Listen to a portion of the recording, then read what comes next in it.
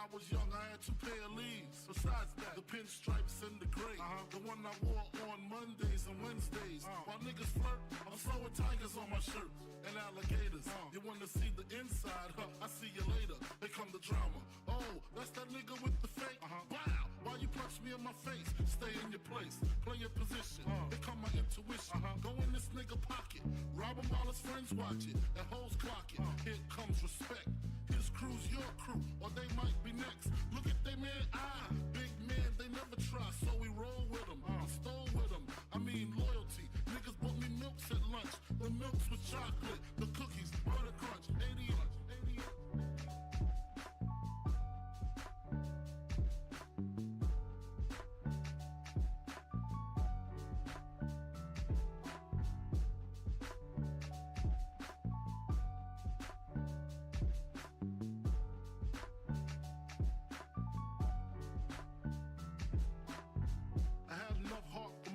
Long as I got stuff for most of them soft. Even when I was wrong, I got my point across.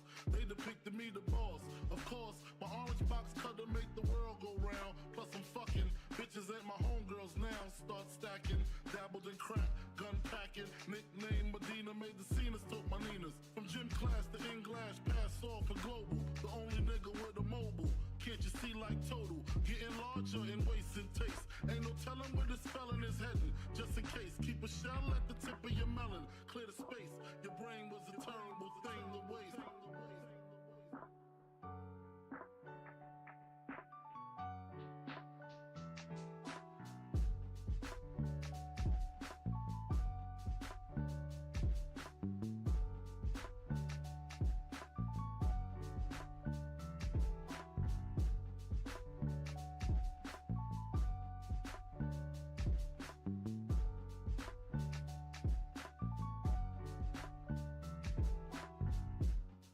Realizing to master enterprise, and I ain't have to be in school by 10. I then began to encounter with my counterparts of how to burn the block apart. Break it down into sections.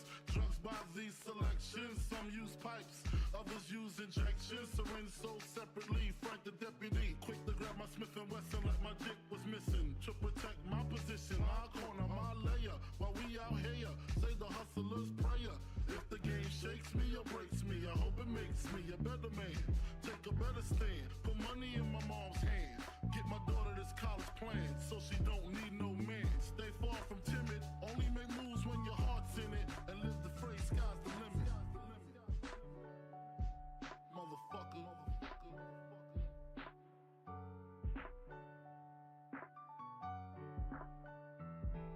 88.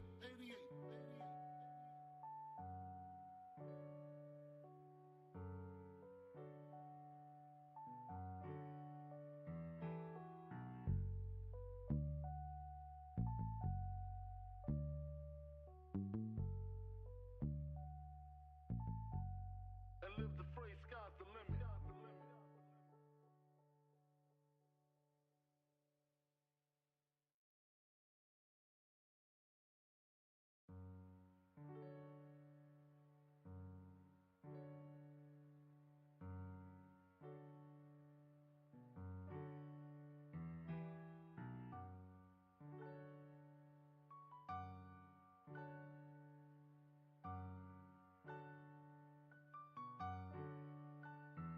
Take a better stand, put money in my mom's hand. Get my daughter this college plan, so she don't need no man. Stay far from timid, only make moves when your heart's in it. And live the phrase, sky's the limit.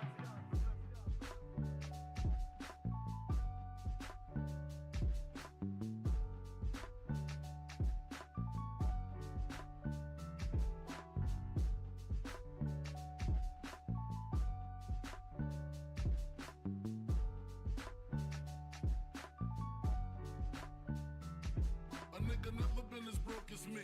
I like that. When I was young, I had 2 pair of leaves. Besides that, the pinstripes and the gray. The one I wore on Mondays and Wednesdays. While niggas flirt, I'm throwing tigers on my shirt and alligators. You wanna see the inside? I see you later. Here come the drama.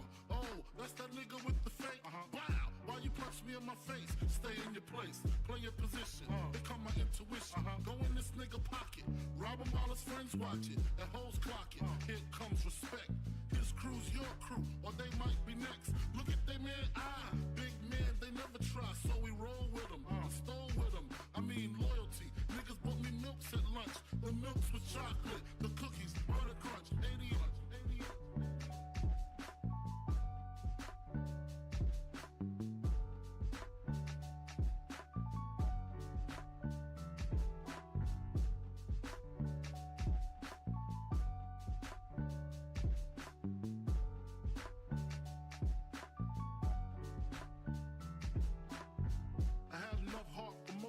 Long as I got stuff for most of them soft. Even when I was wrong, I got my point across. They depicted me the boss. Of course, my orange box cutter make the world go round. Plus I'm fucking bitches ain't my homegirls now. Start stacking, dabbled in crack, gun packing. Nickname Medina, made the scenes, took my Ninas. From gym class to in-glass, pass off for global. The only nigga with a mobile. Can't you see like total? Getting larger in waist and taste. Ain't no telling where this felon is heading. Just in case, keep a shell at the tip of your melon. Clear the space. Your brain was a terrible thing to waste.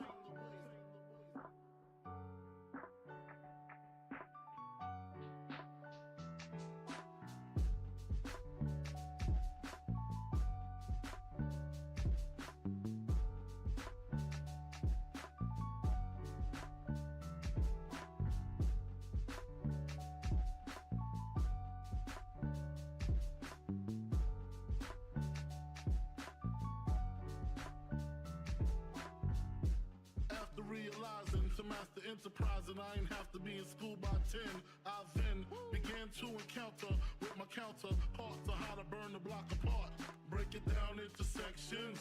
Drugs by these selections. Some use pipes, others use injections. Syringe sold separately. Frank the deputy, quick to grab my Smith & Wesson like my dick was missing. To protect my position, my corner, my layer. While we out here, say the hustler's prayer. If the game shakes me or breaks me, I hope it makes me a better man. Take a better stand, put money in my mom's hand. Get my daughter this college plan, so she don't need no man. Stay far from timid, only make moves when your heart's in it. And live the phrase, sky's the limit. Motherfucker.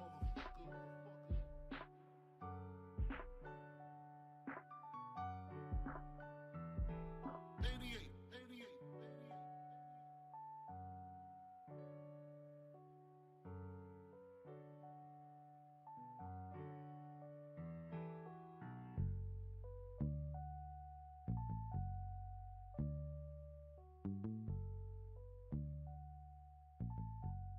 And live the phrase, sky's the limit.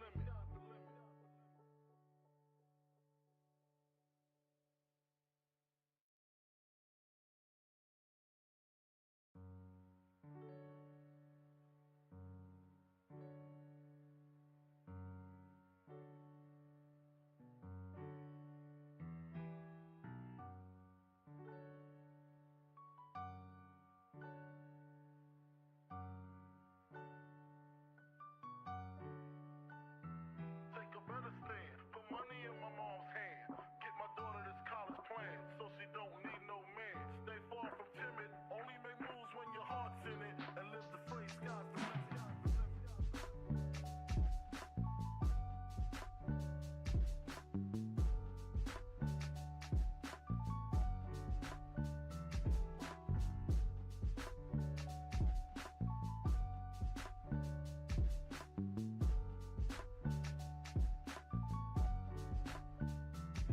A nigga never been as broke as me.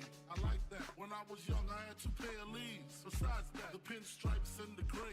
The one I wore on Mondays and Wednesdays. While niggas flirt, I'm throwing tigers on my shirt and alligators. You wanna see the inside? I see you later. They come the drama. Oh, that's that nigga with the fake. Wow, why you punch me in my face? Stay in your place, play your position. Become my intuition. Go in this nigga pocket, rob him while his friends watch it. And hoes clock it. Here comes respect. His crew's your crew, or they might be next. Look at they man, big man, they never try, so we roll with them, stole with them. I mean loyalty. Niggas bought me milks at lunch. The milks with chocolate, the cookies, butter crunch, 88.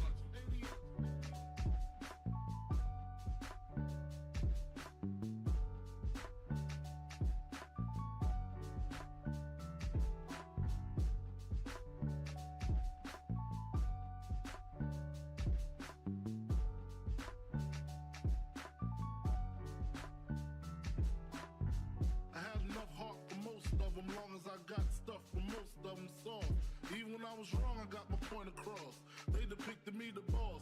Of course, my orange box cutter make the world go round. Plus I'm fucking bitches ain't my homegirls now. Start stacking, dabbled in crack, gun packing. Nickname Medina, made the scenes, took my Ninas. From gym class to English, pass off for global. The only God damn, guys.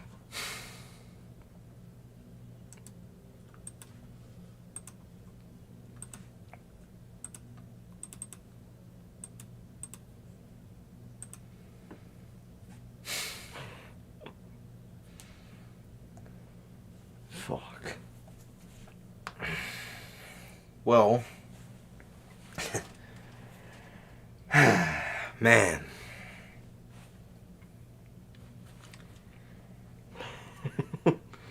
It happened. Bro. It happened. Dude, I apologize for the late start, obviously. You guys know we were at the show. If you could tell by my voice, Oh, we can tell. that should definitely let you guys know that we were at the show. Man.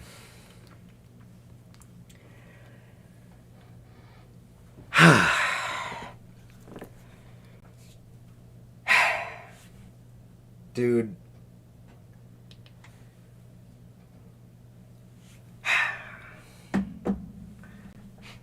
This weekend in general has easily been one of the best weekends of my life. Easily. Mm-hmm. And one of the best weekends going to wrestling shows. We do this stuff all the time. Bro. And when you see stuff like you did tonight, it just it reminds you why you do it. It reminds you why you do it. It just reminds you how fun it is. I mean, you never forget, but it really just reminds you all that much more. But dude, this weekend was just so special. This weekend was so special. So near and dear to my heart. I will never forget this.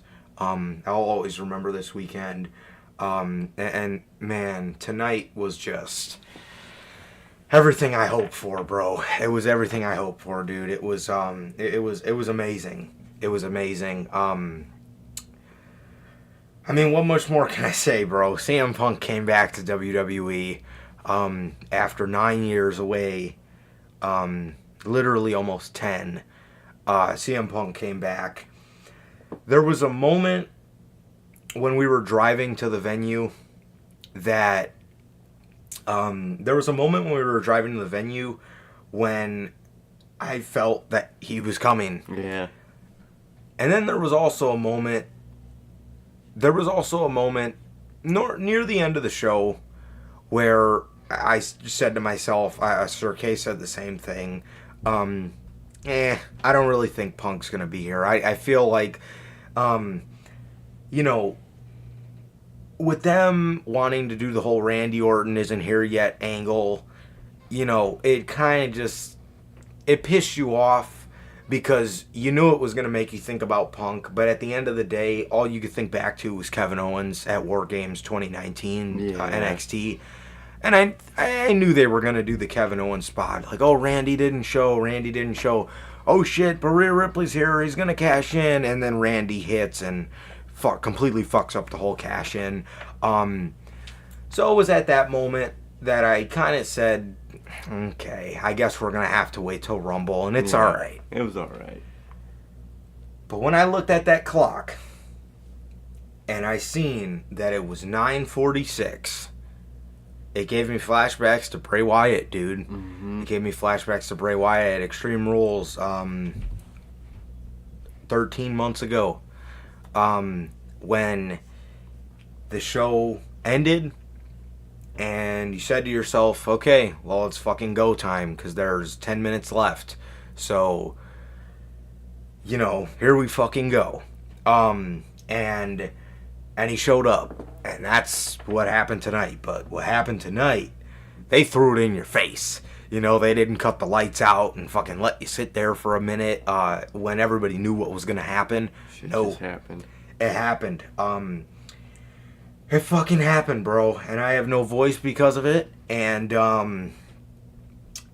it's just crazy. It's just so crazy to me, man. His merch is up. I will be definitely purchasing that after we get off of here. But man, just what an unforgettable weekend, bro. What an unforgettable weekend. I don't even know where to start, man. When Punk came out, I'm getting emotional thinking about it, bro. But when Punk came out, I started tearing up again, and it wasn't just because of CM Punk. It was really just sitting there with my friends.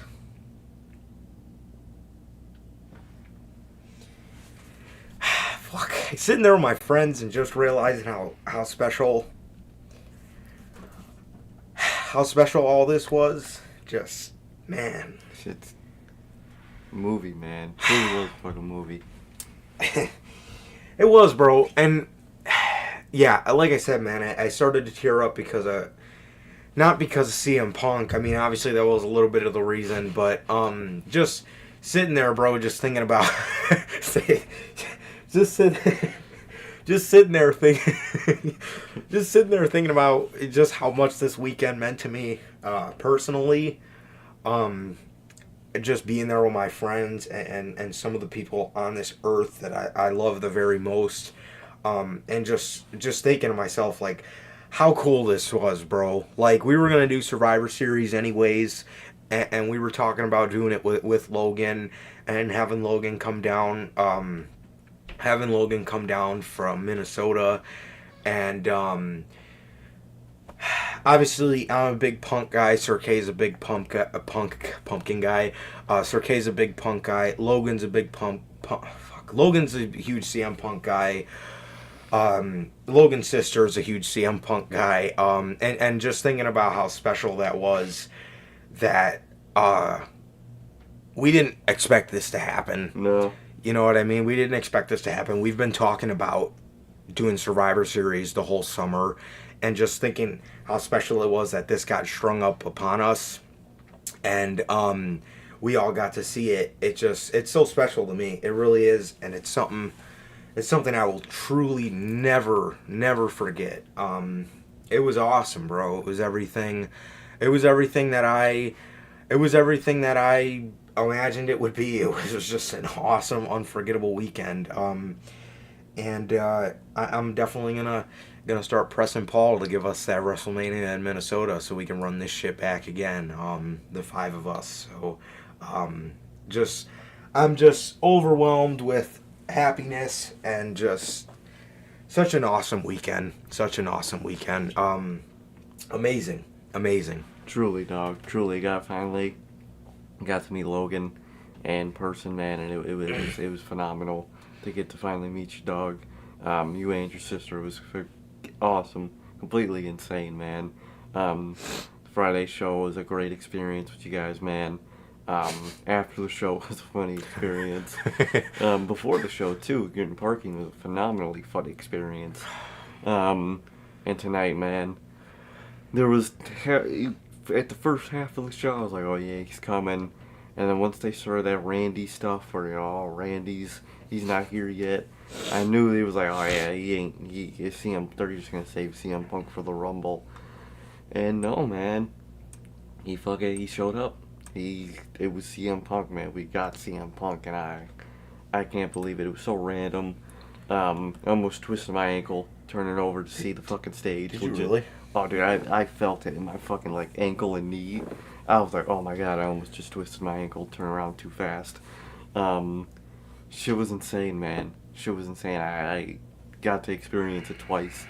The first return with AEW at the first dance. And I got to experience the one at Survivor Series, man. It's fucking insane. Both are truly awesome. Got to experience it with the best people in the world, man. And I'm so glad we all got to do this, man. It was totally insane, man. My voice is absolutely fried, man. I cannot speak to save my life. Yeah, yeah, it's just crazy, bro. Just crazy thinking about it. Bro. We've been anticipating this the whole time. We've been anticipating this since we bought the tickets. I mean, really, since... Fuck, my voice, bro. I'm fried. Same. We've been anticipating this since the summer when we all came to the conclusion that we didn't really want to go to any more AEW shows. No. And we all came to the conclusion that we were going to go to Survivor Series. We thought asking Sir K was going to be like pulling teeth. But if it would have been even last year, it would have been like pulling teeth. But this year, man, let's fucking go. What the fuck would I go to an AEW show for? Not CM Punk. And we did it. We did it, dude. Crazy.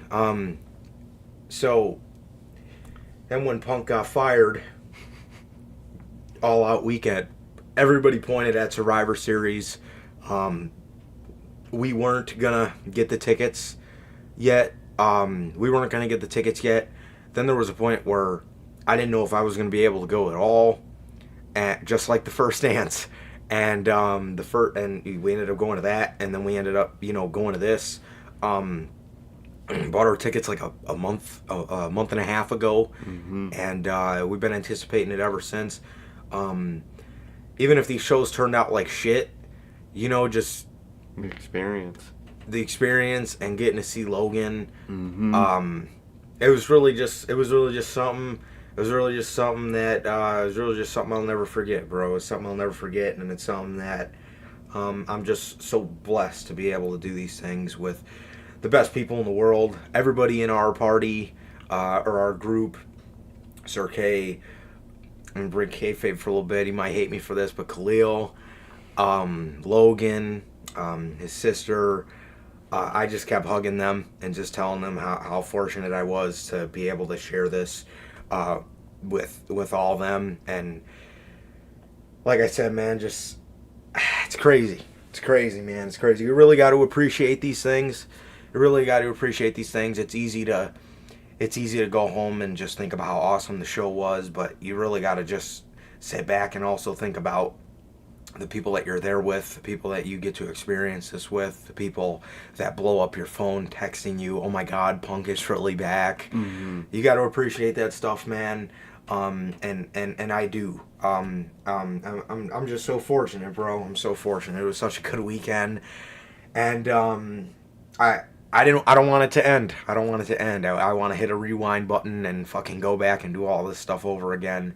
But it was just so fantastic, and I'm so fortunate, and like I said, I really just kept telling everybody how much I love them, and how awesome this was, bro. Because it was really something I'll never forget, and it's something the five of us will be, forever be bonded together with having this experience, dude. And I'm just so stoked. Truly, man. So, with that, I guess we can go right ahead and hop right into the intro after all that.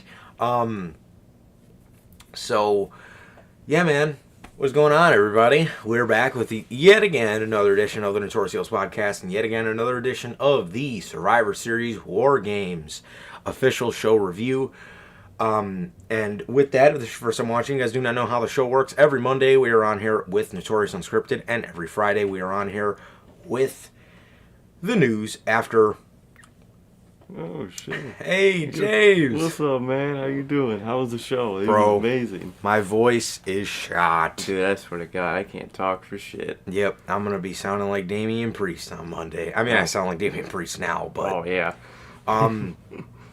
But man, dude, but yes, we are live every Monday after Monday Night Raw with Unscripted, and every Friday at 4 p.m. Central with the news. Man, if you guys did miss this past Friday's edition, it is not up yet. You guys know the deal. I will have the weekend shows up for you guys tomorrow or Monday.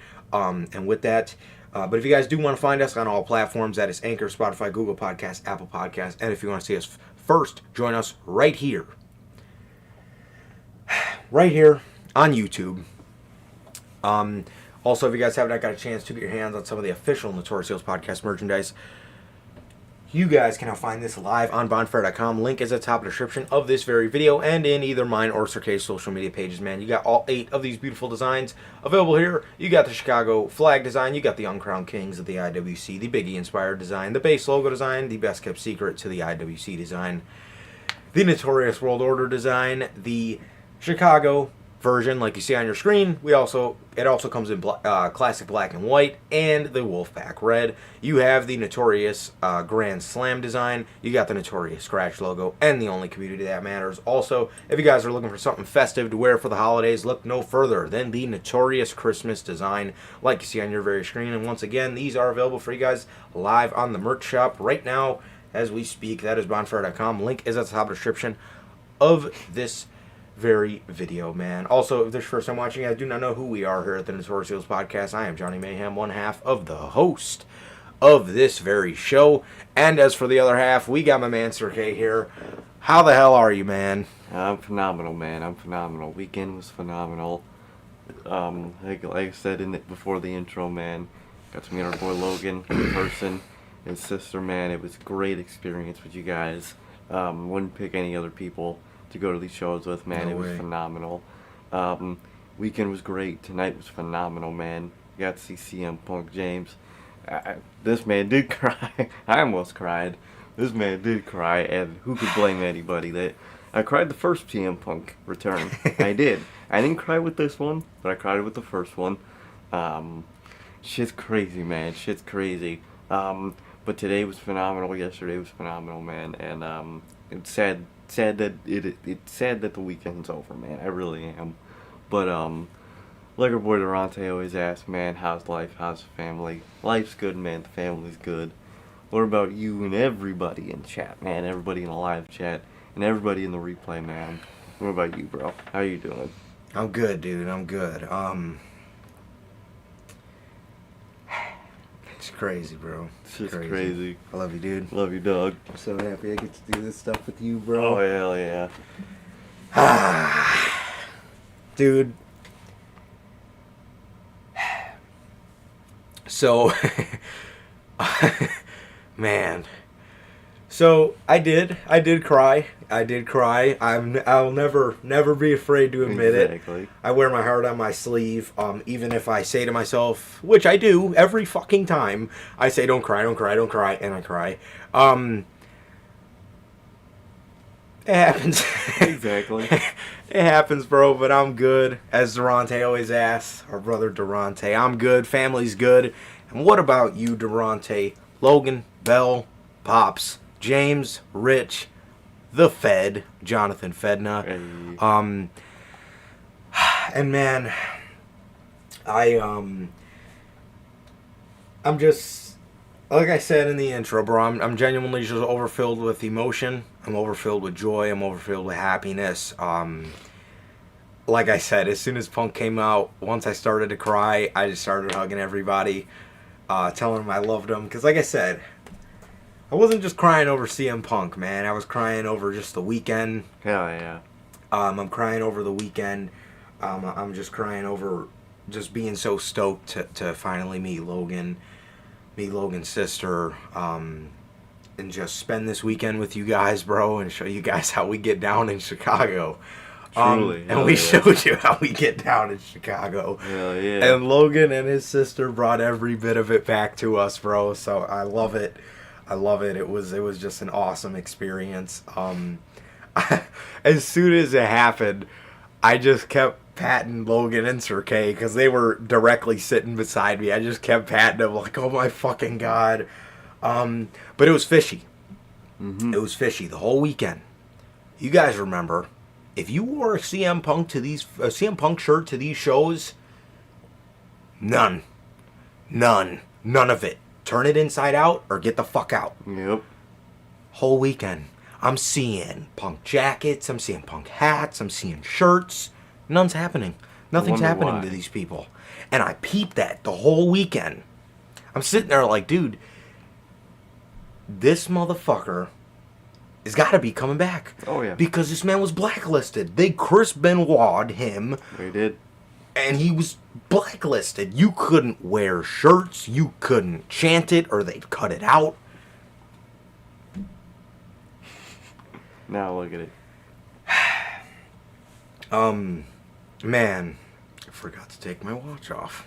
Yo ass. I'm a mess. I almost left my fucking jacket in my seat.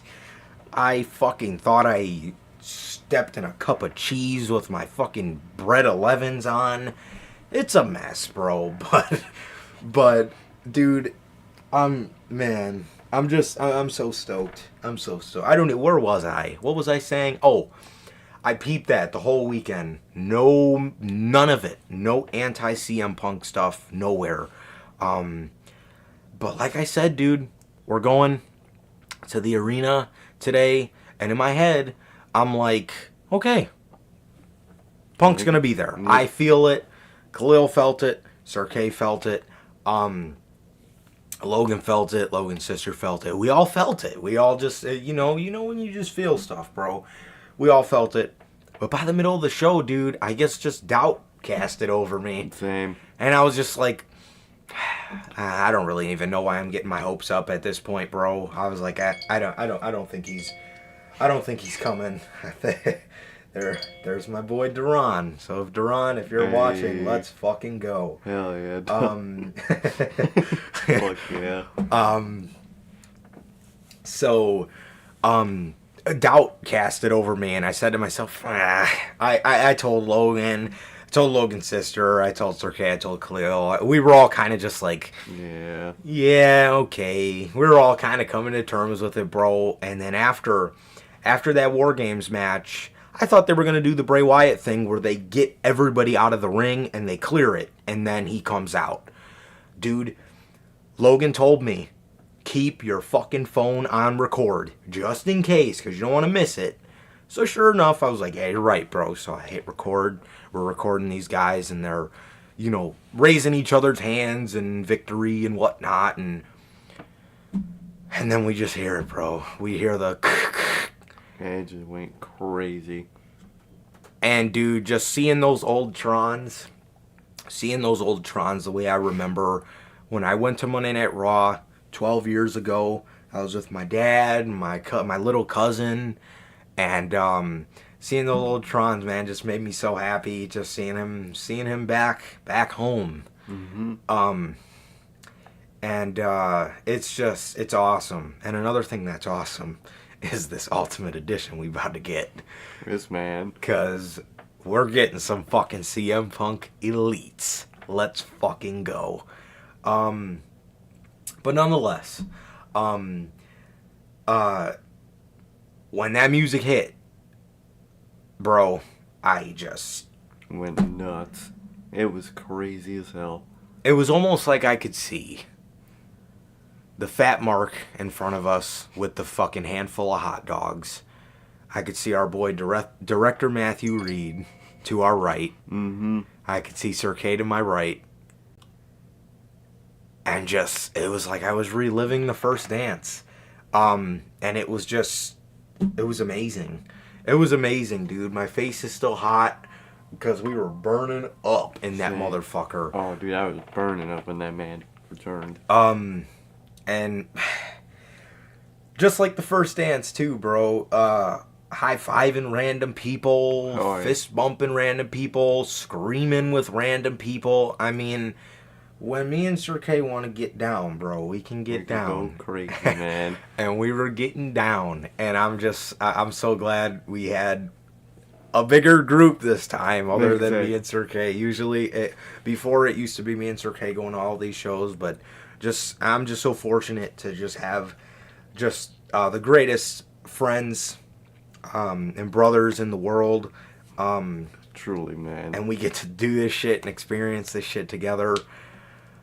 So to answer my pop's question, all fucking night. All night.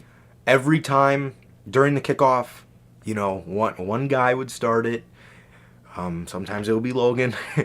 You would just hear CM Punk, and then the whole arena would get going. SmackDown wasn't as bad. No, SmackDown was kind of weird with it. It only happened like twice. And there was quiet boos. Mm-hmm. Tonight, there were loud boos for when people would chant CM Punk. And we were saying it the whole night, but like, yeah, they'll shut the fuck up when he comes out. Yeah, that's what they did.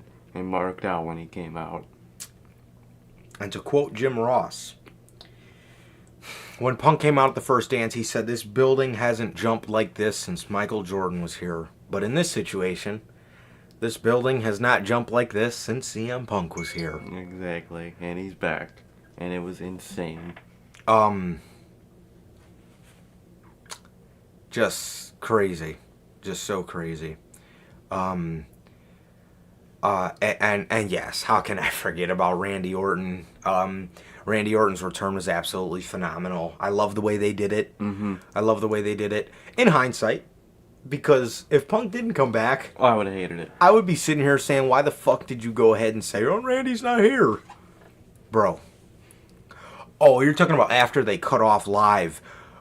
It was a while. It was a while. To be honest, I don't really know. Because I was too busy beating the people in front of me's chairs. He was doing that. And screaming as loud as I can. Just, it was like the first dance all over again. Truly. And what was also like the first dance, my heart was racing. I'm sweating. I'm hot as fuck. Oh, dude. I wanted to sit down, but I didn't have it in me. Exactly. You can't sit down. I didn't have it in me to sit down. I'm so glad I didn't buy any merch now because I almost forgot my jacket. Oh, you would have forgot that merch. But that building hasn't jumped like that since CM Punk was there. And it was poetic justice, bro. It was fantastic. I loved it. I loved it in every sense of the word. Just goddamn, what a night. What a fucking night. And you're absolutely right, Rich. He says, "I think Punk will be in a better situation here." I absolutely think so. Definitely. Now, don't get me wrong.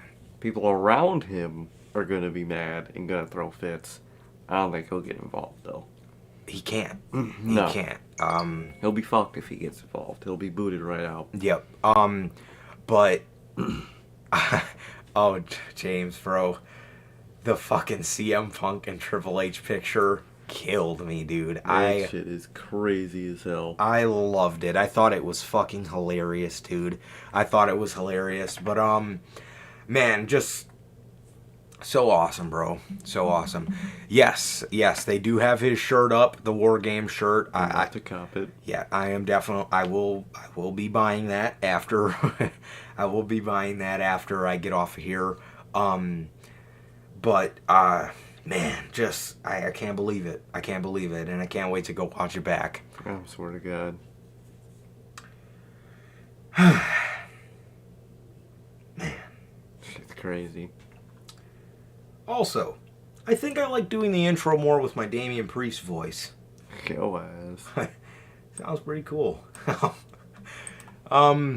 So to start the show, we got this match. Yeah. We got Bianca Belair, Charlotte Flair, Becky Lynch, and Shotzi versus Damage Control. Io Sky, Bally, Kairi Sane, and Asuka. This one was pretty good. Yeah. This one was pretty good. I liked it a lot. I love the little bits of storytelling they did in both War Games matches. Here, we kind of told the story of Becky and Charlotte getting on the same page. But we also, on the other side of the coin, we seen Damage Control send Bayley's ass out there first. Yep. We seen them send Bayley out there first. And also, Bayley took the pin. Not only that, I don't remember who they were about to hit right before the ending, but whoever it was, Bayley pushed him out of the way and took some type of finisher right before the ending, right before they got her through that table. I didn't peep who it was because I was just so in the moment, but she pushed somebody out of the way to get attacked. And I don't remember who it was, but it ain't gonna be looking good, man. I think this was the night, the sign of what's gonna happen in Damage Control. And I actually really liked it. Overall, In terms of just the match itself and what I remember seeing live, I think I like the women's one better this year. I do. I think I do. The men's was quick. It was quick, and they didn't do much, to be honest. They kind of was just in and out. Yep. They had some good spots. But I really did fuck with the women's one for The real. women's one was going. They were doing some crazy shit. I love that EO spot they did again where she put the fucking trash can on her head and just fucking jumped down. Charlotte got up there and went crazy. I was like, okay, look at you. Charlotte has been all right this whole weekend. I was like, wow, she ain't been that bad. She ain't been that bad, man. Dude, Usually I'm a number one hater. I was shocked. When I seen Charlotte going to the top rope, I said, oh, fucking K. Okay, Charlotte, go ahead, bro. So she went up to the top, did her shitty ass moonsault, and fucking, I was like, damn. Man, look at him. Look at her working her ass off in here. But no, it was good, bro. It was real good. There was, at the end, I'm glad Sir K said something because I can't even remember it. But, Bailey pushed somebody out of the way and started taking a bunch of finishers and got fucking manhandle slammed through the table. Took the L. And took the loss. And we all know where this is going. Mm-hmm. She's getting booted right out that fucking group. Yes, Bailey is getting kicked out of Damage Control. I don't know if they're still going to be called Damage Control, but I feel like they might change. I would kind of like them to change their name because Damage Control had its identity. That was Damage Control. I think they should rename. I think this new faction should rename themselves, man. But it's the end of Damage Control. Even if they do keep the name, it's the end of this version of Damage Control, man. Mm-hmm. It's gonna be crazy to see. 100%, bro. 100%. But yeah, dude. So this one was real good. I really liked this one, man. I love the spot with EO smacking people with the chain, and then Bianca coming in, and she had the double hair whip, so she was fucking giving both of them, two people, the whip at the same time. It was real cool, man. It was real cool. It was a really good match. Like I said, we've seen Charlotte actually working her ass off.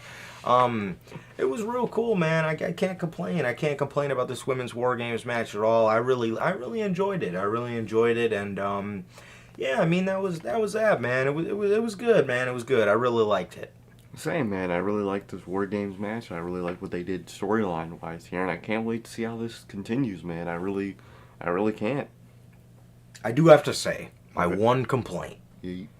Not really, because we already seen it, but it would have been cool to see it again. EO's entrance. God damn it, did I want to hear and see all the lights flying around. But they came out to the Damage Control song, which sounds way better in person. It does. It sounds trash on television. Yeah. But it sounds really good live. It does.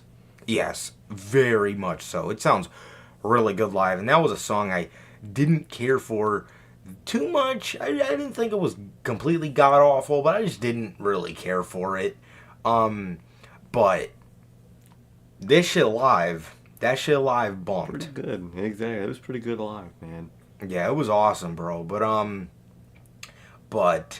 yeah, man. I mean, this match is real good, man. And you know, Bailey took the pinch, took all the finishers at the end, and it's gonna be interesting to see where we go from here, bro. Because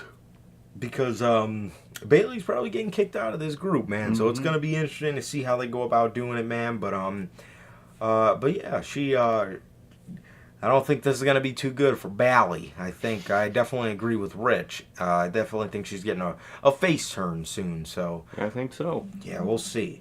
But yeah, this women's War Games match went 33 minutes and 35 seconds, and it was very good, man. It was very good. So yeah, that was the women's War Games match, and the next match. Oh yeah, also, I think before this we got the return of R-Truth. Yeah, that was real awesome. Yeah, we got the return of R-Truth. He was in a backstage segment with Pretty Deadly and Alpha Academy, which was really cool. They were arguing over calling them chips versus crisps. So that was funny, and it was cool to see R-Truth back for sure. But as for the next match, dude, this shit kind of banged, bro. I can't even lie. It did, man. It was a good ass match. Miz out here doing Work, actually having fun at work. yes, bro. Look at that. This is why I'm fucking with Mace. I'm fucking with Face Miz. This is exactly why I'm fucking with Face Miz, bro. I dig it. He is a babyface, but he's not a complete moron. Like, he fucking gave Gunther a low blow in this match. So Triple H did his copyright thing and the press conference up next thing at the bottom. Oh, wow. Wow. Dope. Perfect. That's sick. I can't wait to go watch it back. But it's another thing. Yes, I'm gonna be that guy. It's another thing I don't like about going to AEW shows. I can't watch shit back. Especially the pay-per-views. It's Yes. so fucking annoying. Like, dude, if I want to fucking see MJF come back, you know, I want to fucking rewatch it. Exactly. You know what I mean? Can't. You gotta pay $50 each rewatch. I'm not doing that shit. $50 for the pay-per-view, and then a fucking rewatch is another fucking $49.99. Gee, thanks. Motherfucker. But anyways, bro, The Miz was giving low blows and just being a dog, but he was still being a babyface, bro. This is exactly why all the homies fuck with babyface Miz. Exactly, man. We do. We do. I like babyface Miz. It's going good. This is some of the best he's ever looked. In terms of his booking, or in terms of how they book his matches. Oh, it's perfect, dog. Wow.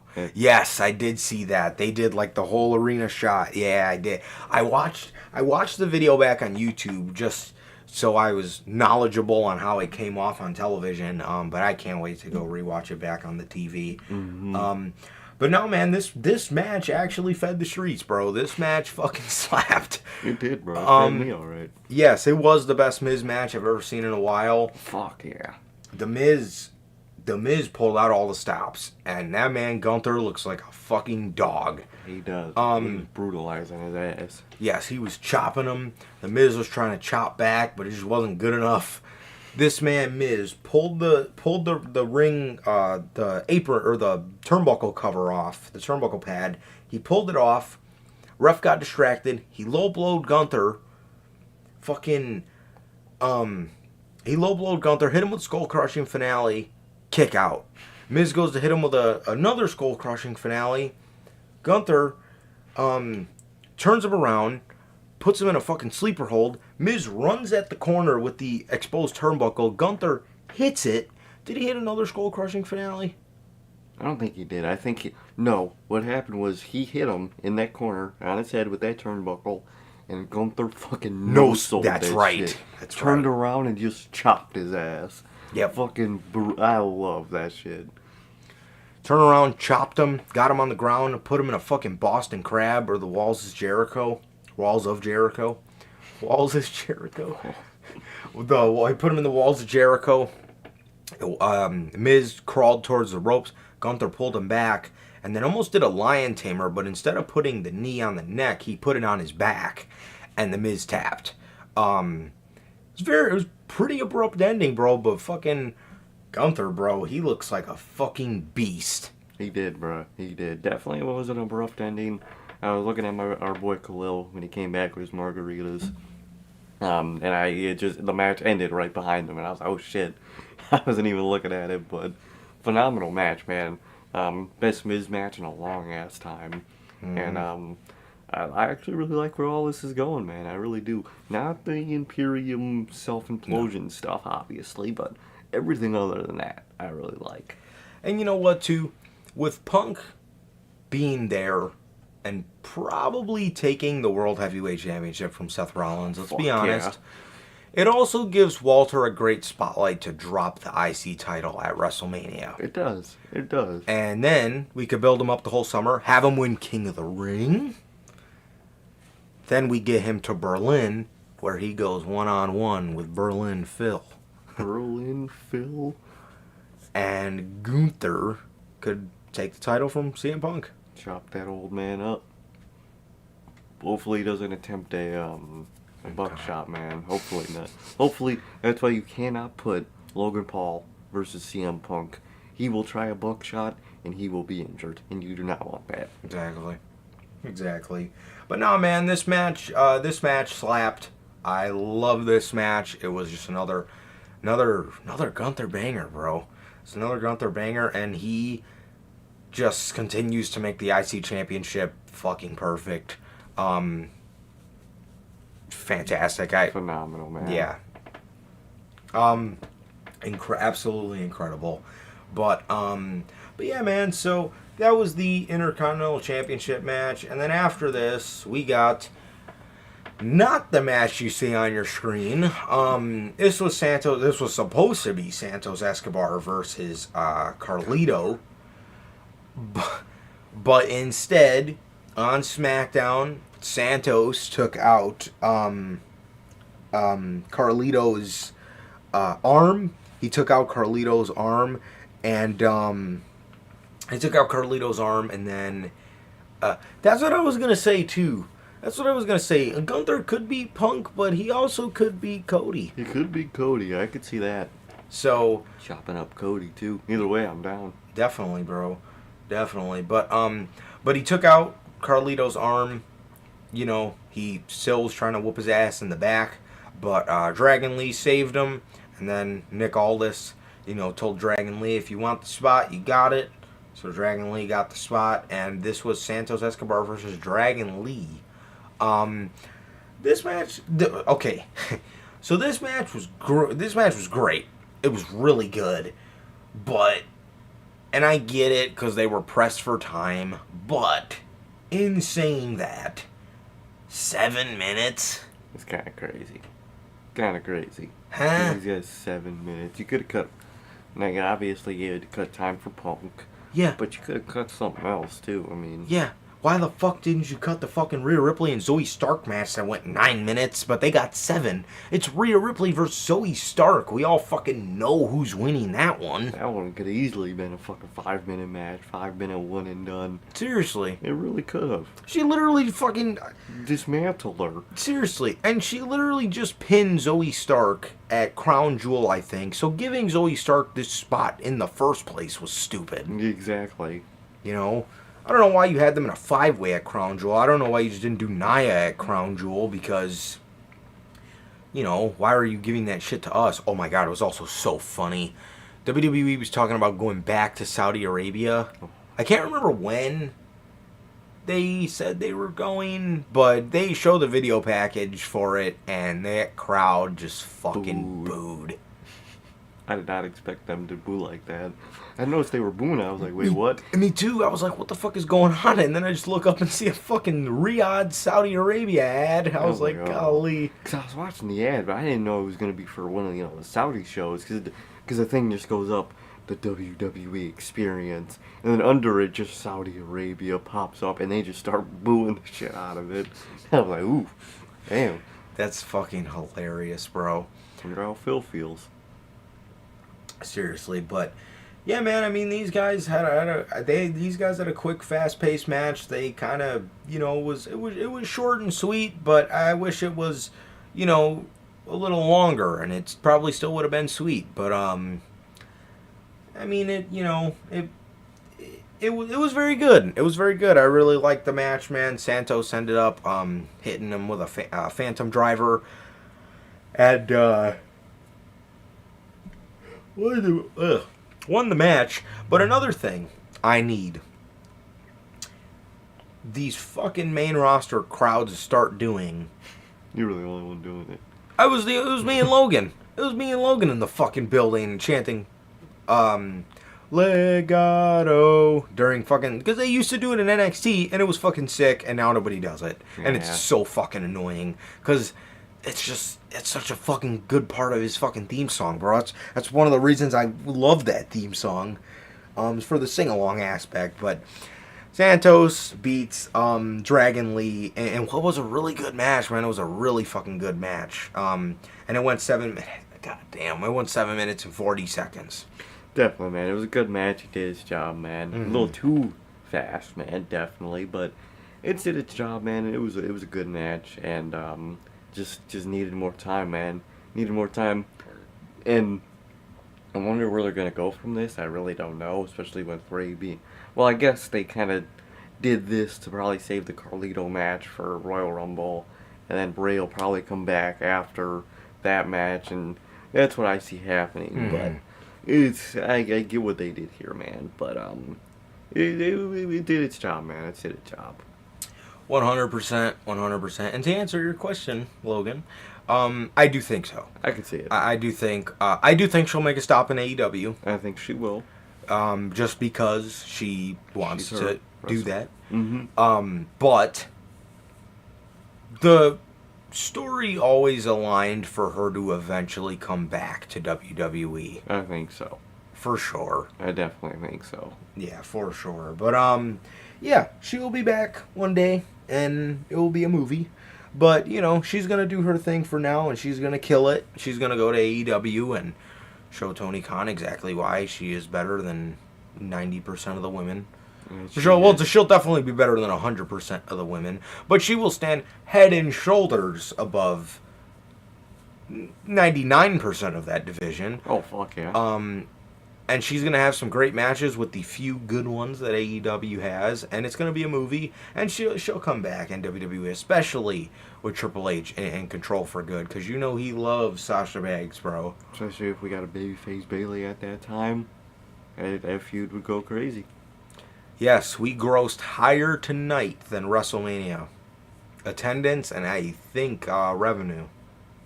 Shit's crazy. He said he said it didn't beat Mania, but it was close. He said in Chicago it almost beat the. You think he said was there a Mania in Chicago before? Yeah, he in said that arena. Yep. Yeah, that's a little arena. Little ass arena. But he said it almost beat that Mania, but he's okay that it didn't because he main evented that Mania, so he's fine that it didn't beat that Mania in revenue. But it's still nonetheless bad. Fucking. What does it matter, Paul? You booked this one. He wrestled at that one, man. I guess. He's Paul Eagle Levesque. Look at Paul. Do you think FTR will try to come back to? I didn't. You gotta finish that. This fucking guy didn't even let me fucking finish reading the question. 100%. Those career riders will be back. They tried to ride fucking Edge's career and that didn't go nowhere. Thank God. So they're gonna come right back to this company, man. Once that AEW deal is done, yep. And they're gonna fucking see CMFTR KO. We're gonna get, and it's gonna be hilarious. Yeah, let's just let's just career ride everybody. Why not call them rated CMFTR KO? Fucking career riders, man. They're running back here like nothing. They're probably gonna try to get fired next. I could see it, or I could also see what CM Punk said happen. What CM Punk said would happen to MJF is gonna happen to him. CM Punk's gonna come to WWE. Realize the grass ain't greener. Realize the grass isn't greener. And come back. Main event, night 4 of a buy one get one for extravaganza. He said all of that and came back. Get release faster than he lasted in the sack. And then when he comes back, that ass whooping will still be waiting for him. Little did he know, he was talking about himself. That would be wild. I could see it ending that way, Genuinely, that's my prediction now. He's going to end in WWE, he's going to get fired, or he's going to leave on bad terms because he's going to piss somebody off. Somebody's going to piss him off, and he's going to go and leave, man. And I think whenever we get the details on this deal with WWE, whenever it's done, I could see him going back to AEW for one last send-off. I could definitely see it, so he doesn't leave both companies an angry dickhead. So That's very true. That's very true. Oh, also, let's take a little bit of an intermission, bro. Me and Sir K got both of our merch bags right here, and I completely forgot to do this in the intro. Oh, well, let's go ahead and show the people what we got, bro. So we did attend Survivor Series Superstore. It was kind of ass. Oh, it's cheeks. I thought they would have different variants of different things. I thought they were going to have the blue Yeet shirt. No, they only had the white one. I can't wear white shirts because my anxiety goes through the roof when I wear them. they didn't have much. And the things they did have, they did not have in my size.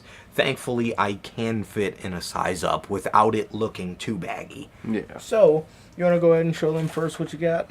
One of the things I got, I'm wearing, and he also got, right? Didn't you get that hoodie? No. Fuck. They didn't, the 2X looked fucking ginormous, like it could fit in a real wrestling fan. So, I'll get up and show you guys the back of it, but I'll do that last. First thing I got, you always know, I gotta get the I Was There shirt. I got the Survivor Series Chicago I Was There shirt. Got this I Was There on the back. Always gotta get one of those, man. Always. The only other one that said I Was There was it was a shirt where the front of it was the Cody face paint fucking promo image, and I was not buying that shit. Fuck, I look like. I'm not buying Discount Stardust.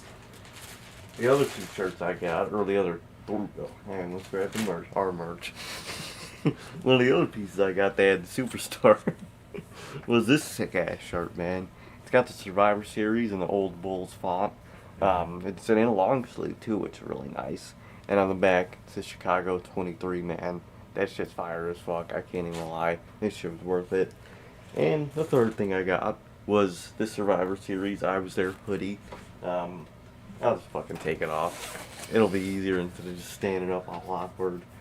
They had a different hoodie that had that Survivor Series camo on it, but it didn't have nothing on the back. So I was like, nah, I won't cop this one. Because it didn't have I Was There or nothing on it. But I got this one, Survivor Series, I Was There, shit's heat. Shit's in a hoodie, shit's in a zip-up hoodie. It's got Survivor Series on the front. Shit's hard to fuck. Wrong direction. Hell yeah, and it's got a WWE logo on the other sleeve. And it's really dope, man. I like what I got, man. I like what I got. Absolutely, bro. Absolutely. Is a lot of money dropped on merch. Fuck, yeah. So I got And food. I got this WWE collector cup. They did not have War Games collector cups at the venue, but I did get this WWE collector cup just because I thought it was cool. It was fucking like $5. So I was like, whatever. And then I got this War Games lanyard because I always like to have some extra lanyards. I got one of those too. I'm currently using the Kevin Owens and Sami Zayn WrestleMania Champion ones, but I seen this and I was like, oh, perfect. Fucking comes with a little War Games or Survivor Series keychain. So that's very cool. One of the coolest things I'm excited to use is this stuff. This thing, this bad boy right here. Me, Sir K, and Logan all got one. But it is a picture frame. It says Chicago, November 25th, 2023. I was there. Survivor Series War Games in the corner. Got the little skull. I was there. Chicago, November 25th, 2023. Very cool. So I'm going to put our picture in there of all 5 of us. Hell yeah. All 5 of us in there, so that's going to be awesome. And then I got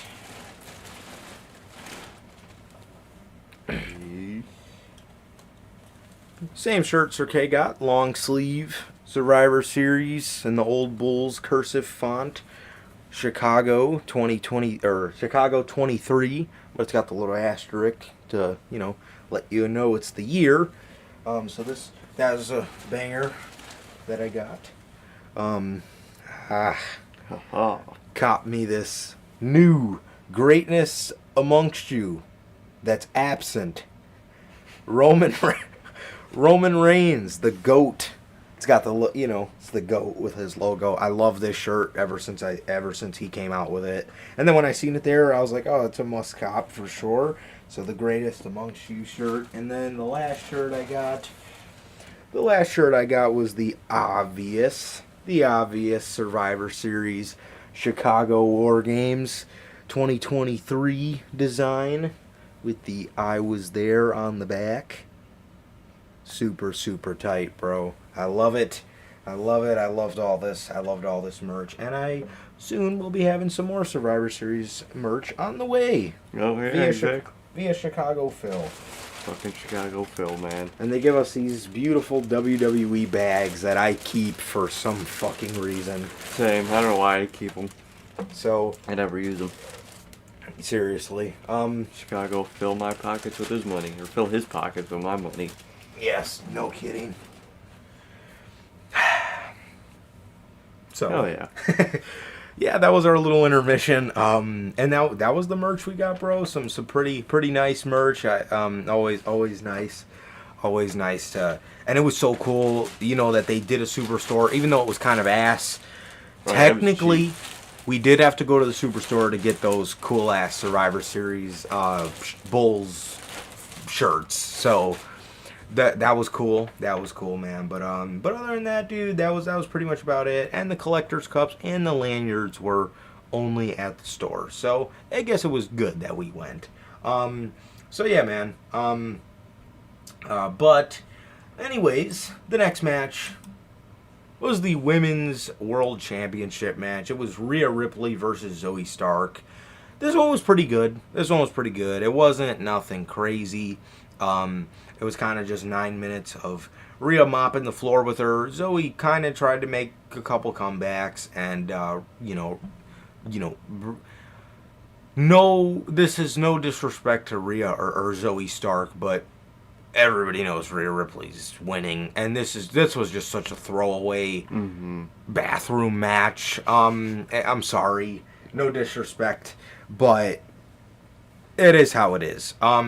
But yeah, but it was okay for what it was. Rhea packed her up with the Riptide, and that was it. Exactly. Kind of one and done. Could have been an even faster one and done if you ask me, but it wasn't. Yeah. Damn. But yeah, it kind of did its job. Kind of all what we all expected to happen. Rhea Ripley packed up Zoe Stark, man, and it sucks for Zoe Stark. It's got to just get packed up like that. And no disrespect to her, man, but it is what it is. That's what I expected. Yeah. And that's about it, man. 100%, bro. 100%. Yeah. So this was. So that was that. That was that, man. And for the main event, Goat. He does. He's yes. It's great what he's doing with her and, Judgment Day, but they gotta do more women's storylines for her. Which is crazy, because WWE, I feel, they're getting away with not giving her any storylines, but somehow she's getting more and more popular, and they're not doing shit with her. And they're getting away with it, and they know it. Oh, yeah. They know what they're doing. She's mommy, so people just fucking. I mean, apparently she's licking autographs and people are paying $5.80 for it. So, I mean, they're getting away with it, but still, it'd be nice to her to tell a story with another woman. Yeah, 100%. 100%. Which is why I'm excited for her to kind of come around to Becky towards Mania time, because it's something. It is, exactly. It'll be a story. Exactly. And that's that. But, WWE, I don't know about Ronda, man. She could, I think she might punch another couple holes in that frame of the boat. She has me. Yeah. I don't know if Ronda can save the sinking boat. I don't know. Mercedes is cool. Mercedes, she could patch a few holes. 100%. Definitely. Fix all the holes. I like that. I fucking got dyslexia. I do it all the time. Fix all the holes. I can't talk. Dyslexia again. No disrespect. You should fix all the holes related to the women's roster. With the men's roster, it will sink the ship anyway. So, the ship is... Because the ship ain't sinking because of the roster. It's sinking solely because of Tony Khan. Genuinely solely because of Tony Khan, that ship is sinking. It's his fault. Yeah. He made the fucking ship ice cold and hit an iceberg, and one of their biggest lifeboats just went to the other boat, man. So it ain't looking too hot, man. Which is crazy to think. If it wasn't for all of this that happened at All In, he Phil probably would have been on the Collision that was countering this show. If it wasn't for fucking bunch of fake glass and fucking pussies. He would have been on Collision countering Survivor Series. But he was at Survivor Series, and look at that, man. Dude, Ruby, man. They failed her so much, man. The other night I was driving home from the gym, and Ruby Soho came on, her theme song, and I said the same thing, dude. I said the same thing. I just said to myself, like, dude, They done. what the fuck have they done with Ruby Soho, bro? What a dud. Truly. Fucking TK. But anyways, back to Rhea. They've done virtually nothing with her, Yeah. but somehow, some way, it's really a testament to her star, and how bright it shines. But it's so insane to me how, like I said, they've virtually done nothing with her, and somehow she just becomes more and more popular. Really, exactly. And it's a crazy thing, but they definitely do need to figure out something for Rhea Ripley to make her matches a little more interesting, a little more not unpredictable, but make me think somebody's got a chance at taking the title off of her. Exactly. At least throw a couple threats in her way that aren't Nia Jax. Seriously. I want threats to her title, not to her life. Come on, man. So, in the video packages before this match, Sami Zayn was going up to Jey Uso, and Sami told him, like, look, Jey, Randy's not in the building yet. Randy's not here yet. Immediately in the arena, CM Punk. I was like, oh, here we go. So, I get involved with it. I get a couple mean mugs from the little fucking 9-year-old kid in front of me. Fucking punch that little fucker. Okay. So, I'm getting mean mugged by the little 9-year-old kid that's in front of me. But, we all start chatting CM Punk. And then later in the night, they're all in the locker room. And Jay's saying, this is because of me, man. This is because of me. He doesn't want to team with me. That's why he didn't show up. And Cody was just telling everybody to calm down. And, he's telling everybody just to stay on the same page. And blah, blah, blah. But up until this match came on, to our knowledge, Randy Orton wasn't even in the building yet. So they all come out, and bro, these 4 motherfuckers on the babyface team, they could not have picked 4 dudes that have lit ass entrances, that have more lit entrances. I swear to God, it was lit after lit, bruh. I mean, we had Cody, the Woe, that shit was hitting. That shit was. I love it. I can't believe I'm at a show and I'm cheering Cody Rhodes. Before yesterday, last time I was watching Cody Rhodes live, I was watching his fucking weight belt getting thrown back at him. I was booing the fuck out of him. It was phenomenal either way. It's been phenomenal watching Cody Rhodes live. Boo him or cheer him. He's a great experience, man. Jay, going nuts. Climbed right on top of the cage, started doing the fucking the thing he does at his fucking heat. I love it. Zayn was fucking awesome. Seth was all. It was just dope as hell. Yes, we went from Cody right into Jay, and obviously we're doing the Whoa, we're doing the fucking Jey Uso thing. Then after that, we go right into Sammy. You sing Sammy's song, you hit the Let's Go, Then right after that, we go right into fucking Seth, and everybody's singing his song, saying burn it down.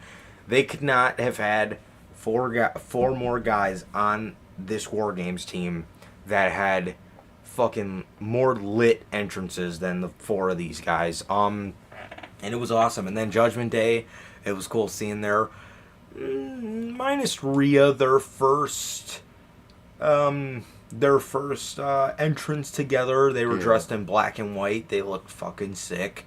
Hearing the other side live is amazing. Also, speaking of Judgment Day, Rhea's song live just is nuts, man. That shit bumps, bro. That shit really does. And back to the babyface team. I mean, dude, hearing Sammy's song live, It's that just shit hits, bro. Mm-hmm. That shit fucking hits. We never had to hear that shitty ass heel theme he had. Dun, dun. That shit was ass. That shit sucked, bro. But yeah, man. Yeah, so this match started. They sent Seth out there first. Judgment Day sent Finn.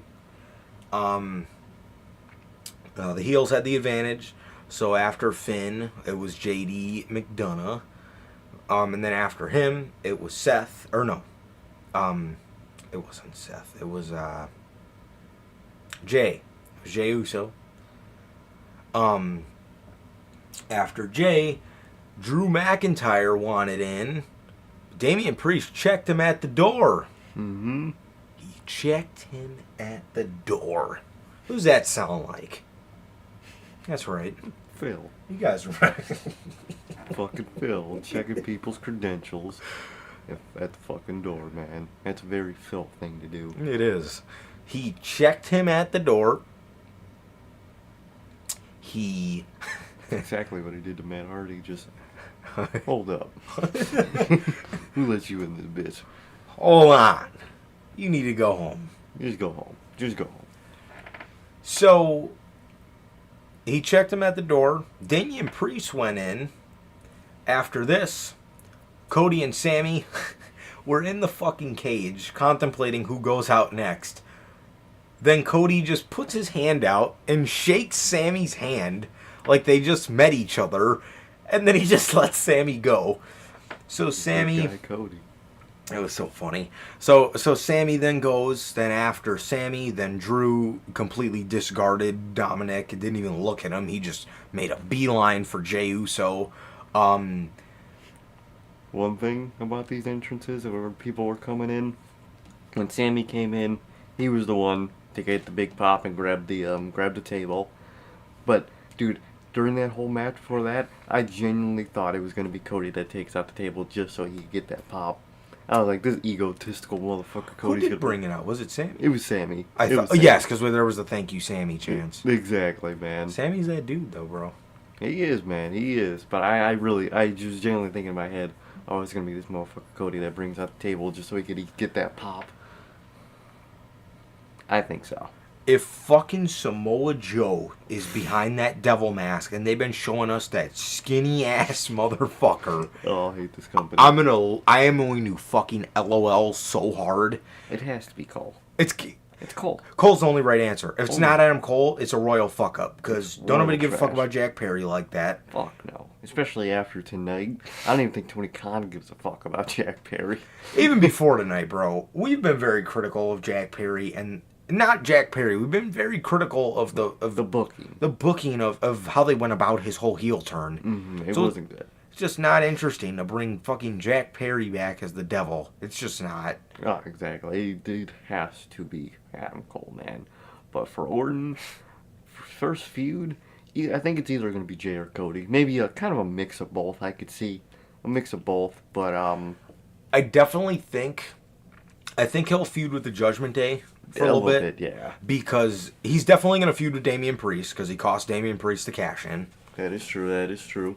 But once we do start to see heel Orton, it'll either be a turn on Jay first and then Cody, or it will be Cody. Yeah. And then maybe he just forgives Jay. I mean, he was kind of talking to him after the match.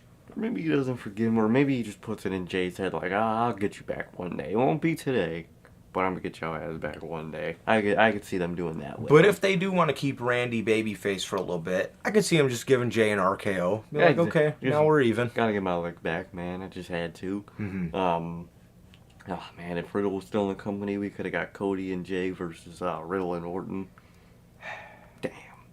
Dude, did you see Riddle's tweet? Yeah, like, good luck at WWE if you thought I was a problem. Now you shut your jealous ass up, bruh. Like, Matt, Don't do this, bro. Don't, please. I want to see you back in the company one day. Don't start doing this bullshit, dude. I think he's about to do Del Rio, man. I really do. And I'm saying this because I think he's a fantastic professional wrestler, He's and fantastic. I would love to see him back in the company. But what the fuck? I mean, don't do this shit, bro. Please. Don't. So then after Sammy came in, then it was after Drew came in, it was Cody that came, and then Dominic was last for Judgment Day, and then. And even before, when the numbers to count down when Dominic was about to come in, the crowd just started booing the fuck out of that man for no reason. That shit was hilarious. Oh yeah, he was like Just sitting there in the. Cody hadn't even came out of the cage yet, Oh yeah. and fucking all we just hear is Dom, you suck, and the bro was just fucking standing there. Emily and Dominic, while they were booing the shot, him, start covering his ears and fucking moving around in the cage. Oh, it's hilarious. That man is hilarious. Yeah, it's fucking hilarious.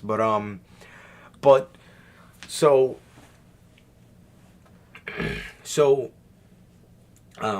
Dominic, comes out, they're doing their thing, they're on top and stuff, beating up the baby faces, taking them all out. They hit all their finishers on him. They hit a coup de grace. JD did a beautiful moonsault. Dom hit the frog splash. They're all waiting there. Clock starts counting down. Now we're kind of hearing CM Punk chants, and I'm just sitting there like, there's no way. Oh, like, no way. There's no way this man comes out right now. So, nobody comes out, and we hear Rhea Ripley's music. Rhea Ripley comes with the Money in the Bank briefcase, starts fucking hauling ass down the arena, starts hauling ass, gives the briefcase to the timekeeper. She says Damien wants to cash it in. So they go to cash in, and Voices hits. Voices hits, and the crowd goes nuts. The crowd goes nuts. We're all chanting for Randy. We're so stoked to see Randy back. It was so awesome to see Randy back. And Randy gets in there, starts scoop slamming motherfuckers left and right. We didn't get to see a headlock, unfortunately, in the War Games cage. We didn't get to see The Orton stomp. the Orton stomp in the cage, but he starts scoop slamming motherfuckers. He's clotheslining people. Fuck that Orton. They get all five of the Judgment Day, and they all did the vintage Orton spot. Hey. Randy turns around and starts beating up the mat like he's about to do the RKO to Damian Priest. And then he slithers over to fucking Jey Uso. And he looks Jey Uso in the face, and he's like pointing at him, and he's telling him something. And Dominic goes to interrupt him, and Dominic gets the first RKO in a year and a half. Fucking huge pop. He gets the first RKO, huge fucking reaction. They go on for a little bit longer, and JD McDonough realized that he's cornered, so he goes to climb the cage. And Seth and Sammy chased him up there, and they're beating him up, and he's, sitting on the corner of the cage with his back on the little hang wire, and he's, unconscious, and fucking Orton is just standing in the middle of the ring, just looking up at him. And then when everybody noticed, everybody, started chanting for the RKO. Everybody's fucking getting their phones out and about to record this, and they throw JD McDonough off into a fucking RKO off the top of the War Games cage. That was crazy as hell, man. That shit was dope as fuck. It was fucking sick. Then they get Damian Priest. They let Cody hit the crossroads, and Damian Priest takes the fucking pin. He's gonna be pissed. He might be on very thin ice with his group as well. We gotta make him the fucking baby face, man. I can't believe it. That is legitimately the plan, is to make him the fucking baby face, and he's the biggest prick of the Judgment Day. Tonight, fucking Drew McIntyre wants his revenge against Jey Uso. He just hits him with that fucking, nah, as me. Check bro at the door. He checked him at the door like an asshole. Like Phil. Literally, bro. Like, and they're really gonna make this man the babyface. I still can't believe that. That is not the moves. Especially, again, Damian Priest is a great talent, man. But especially now with Punk, fucking Cody, Gunther, all those guys going for that world championship, for those world championships. You can't have that man successfully cash in on a world champion, bro. You can't. I'm sorry, you can't. You gotta just give it up at this point. With Punk back, with Roman Reigns still being the head of the table in this whole company, 1,000+ days, with Rollins as champ, with a guy like LA Knight. Unless You should have just fucking put the briefcase on. Mm-hmm. Yeah, exactly. You should have put the briefcase on Alpha Knight. Unless you don't trust CM Punk to, be a world champ. I think they trust him to not fight nobody, but physically, with how fucking injured he gets a lot nowadays, might not want to keep a world championship on him. So maybe he beats Seth for that world championship, and maybe he gets cashed in right after the next night. Maybe they do something like that. I could see that. I could definitely see that, man, because, to be honest, either someone cashes in that night or the night after, or he loses it to Gunther at Berlin, because you can't have it go past that date with how risky that man is in the ring. You can't. But then at that, I would feel like you would have to do Gunther versus Cody, because I don't really envision Damian Priest versus Gunther selling out anything. Oh, fuck no. God, no. So it's got to be Cody. And I think Cody would work, definitely. I think that might be an even better opponent than Phil. Even though Phil will be the bigger opponent for Gunther, which would be really awesome. I think, in-ring-wise and just story-wise, I think Cody would be the better story anyway. Seeing Cody get fucking chopped like a motherfucker, oh, that'll be hilarious. That little pussy. Oh, it'll be great. Yeah, yeah, for sure. And especially, too, if they put that belt on Cody, his contract's up in 2025. So if he's the world champion in 2024, they might not want to keep it on him too long. They might want to. And then with Punk too, if you do want to put the world title on him, you could just have him carry it through the summer and have Gunther beat him. So I mean, either it's kind of just preference. For me, I honestly don't even care. If you do Gunther versus Punk, if you do Gunther versus Cody, I'm cool with it, bro. Could have done Gunther and Will Ospreay if Tony Khan didn't cheat. No kidding, bro. No kidding. Drew McIntyre was so pissed. He stormed to the back, and apparently, SmackDown H9, absolutely, they're kicking Bayley out, 100%. That is definitely the plan, and it's gonna be crazy, man. I can't wait. And I guess to appease the English-speaking market, I think they'll keep Dakota. I think they'll keep Dakota as the mouthpiece. I think so. But I think Bayley's gone. Bayley is out. She is dead. Especially after tonight. All that shit, she is gone. Yeah, 100%. 100%. Maybe they do Seth versus Punk for the title like Logan's saying, and then they have Priest cash in on Seth. I'm assuming you mean mid-match, like kind of how Seth did it to Brock and Roman. I could see that. I don't know though. It's gonna be interesting, but if they would have just put the briefcase on LA Knight, man, I think LA Knight's way hotter. Yeah, he's way hotter. I think it would have been even better. Imagine LA Knight versus CM Punk. Dog, that'll feed families, man. Come on, the fuck. That shit would have been heat, man. What the fuck? What you doing out here, man? You got babyface fucking Priest. Like anyone wants to see that. That shit was so ass in 2021, bro. That was one of the things I would fucking clown on the most about WWE in 2021. Babyface fucking Priest. That man sucked as a fucking babyface, bro. He's not built to be a babyface, man. You have to, dog. You have to do Seth and Punk, man. That's kind of the whole reason, in terms of matchups, that's the biggest match. Besides, the Roman match, which will happen, obviously. Other than that, it's Seth, bro. Those motherfuckers hate each other in real life. I need it. And if it pisses Seth off, okay. Translate it to television. Translate it to television, and after that, go be Tyler Black, man. Either way, I'm working out either way. I'm excited to see some Tyler Black. So either way, I'm going crazy. Definitely, bro. Definitely, man. But I don't know, dude. Seth is the more He's and a more great actor. the more and more Seth becomes, the more and more Seth is the world champion. This guy loves WWE, man. He has to. Which is why I think he was so pissed. Mm-hmm. Because if anything goes wrong with Punk, I don't think Seth is really going to take too kindly to people ruining the image of WWE. No, exactly. He spilled a lot of soul into this company, man. Yep. And I don't think he wants to see anybody mess it up. And when someone like fucking Phil comes around and starts doing Phil shit, It'll make you worried. it'll make you worried, man. It'll make him pissed off. And you don't want that man with all the fucking scars he's had for this company. You don't want to piss a guy like Seth off, man. You really don't. So maybe they don't do the match to appease Seth. That's one of the only times where I'm okay.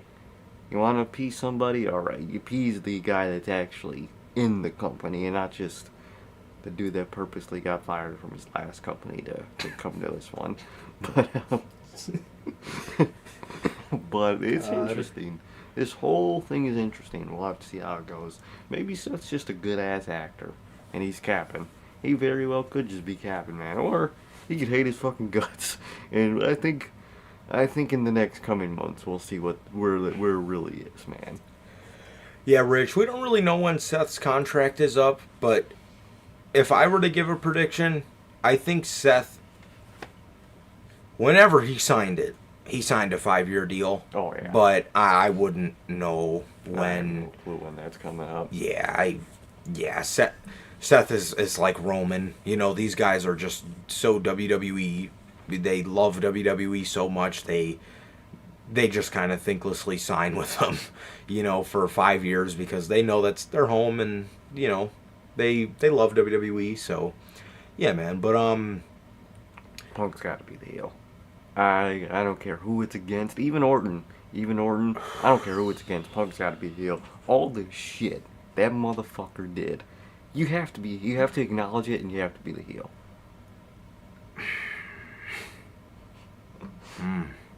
That one's tough for me. Only because, feud-wise, I think Seth is the obvious babyface. Fuck yeah. But Punk's reactions, it's gonna be really hard to try to tell people he is a babyface. He does get boos, but he gets a lot of cheers because people love him. So it's interesting. I think that'll make the story even better. Imagine babyface Seth Rollins having to see all these people love the guy that he hates, and it's ruining everything he built so much. That'll be such a great fucking story, man. I think it'll be phenomenal. And Yeah. CM Punk, heel or face, I'm gonna cheer CM Punk personally. Yeah. So either way, I think CM Punk should be the heel, especially after all the fuck shit he's done in the last fucking year. He's got to be. Ain't no way you could get purposely fired and be the babyface, bro. You cannot be. He shouldn't have been babyface when he came back to AEW, and he was, and it fucking blew dick. He should have been a heel. 100%. He should have easily fucking been a heel.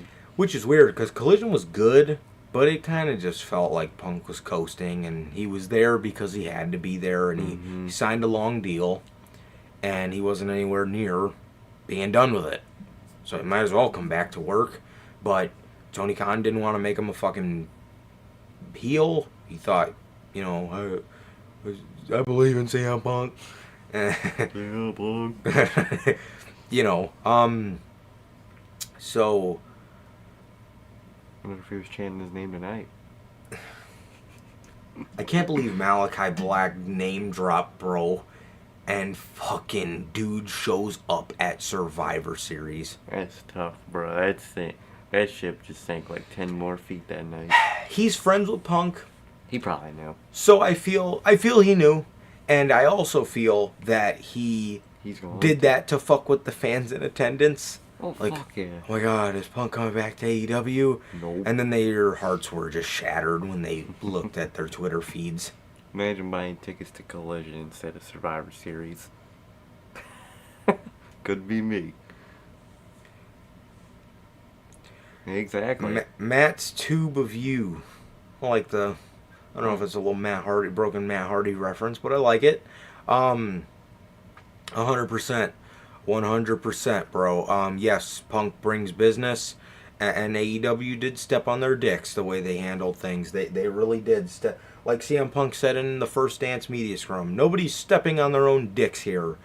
And the Elite and Tony Khan stepped on their own dick with the way they went about handling that, because CM Punk would have been on Collision tonight, combating Survivor Series, if them boys would have just fucking sat down and talked to him. Okay, everything would have got smoothed over. Everything would have been fine. But, hey, you want to go act like a child. Now he's at your competition, man. And while you're at home throwing fits, come on, man. It's just sad, man. But they definitely stepped on their own dicks, man. And Punk brings money, man. I'm about to spend some more money on CM Punk, man. Yep. So come on, guys. It's 30 of my bucks down the drain. Probably like 35 plus shipping. Yeah. Exactly. So, I don't know, man. I don't know. It just... They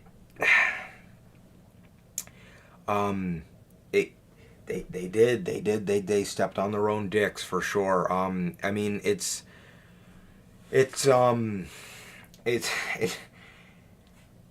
just sucks. It sucks because in a perfect world, that was the perfect place for him. It was. WWE's always going to be his home. Mm-hmm. You know what I mean? WWE's always going to be the place that made him a real household name, star. WWE's always going to be his home.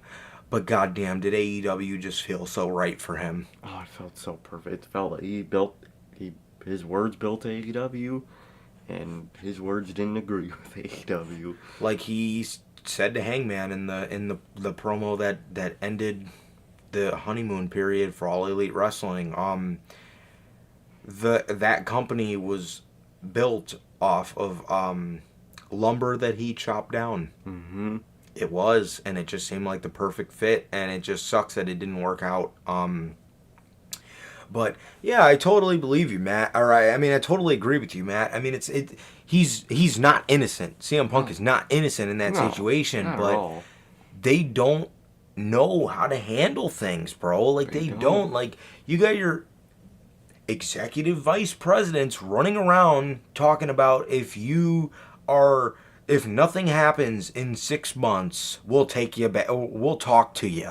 No, just to talk to him? Go fucking talk to him now so nothing happens in 6 months. You gotta worry about fucking putting 80,000 fucking asses in 80,000 seats, and you're fucking worried about waiting 6 months? Like, what? Dude, they fucked that all the way up, and it's all the TK's Young Bucks' fault that he's still not with them. It's a part of Punk's fault that it happened in the first place, obviously. He acted like a pussy, acted like a little bitch when it came to fucking promo material. Yeah. But Young Bucks acted like little bitches themselves afterwards, so everyone's a little bitch. Everybody acted like empty-headed dumb fucks. Exactly. In the words of CM Punk. But, I mean, I just... You know, it really seems so perfect, bro. It really seems so perfect, and it's just crazy, bro. It's crazy that happened. It's crazy that happened. He left AEW because... Also, Matt, thank you for the sub, and welcome to the fucking family, bro. Welcome to the family. We'll be very glad to have you. And to answer SmackDown's question, I don't think Punk will get into the Hall of Fame this year. I don't think he wants that. Not yet.